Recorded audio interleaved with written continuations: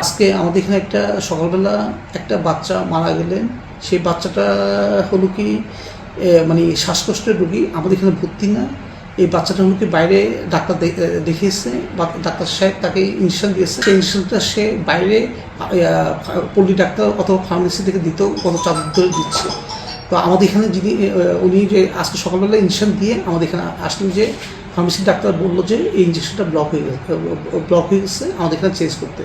তো আমাদের উপরে ওনারা গেলেন, সিস্টেম মানবিক কারণে ওই বাচ্চার ইয়েটা ক্যালেন্ডারটা চেঞ্জ করে দিয়েছে। তারপর যখন ক্যালেন্ডারটাকে ওয়াশ করতে দিচ্ছে নর্মাল স্থান গিয়ে, এই অবস্থায় বাচ্চা তো আগেই খাওয়া ছিল, ওই সময় মারা গেছে আর কি।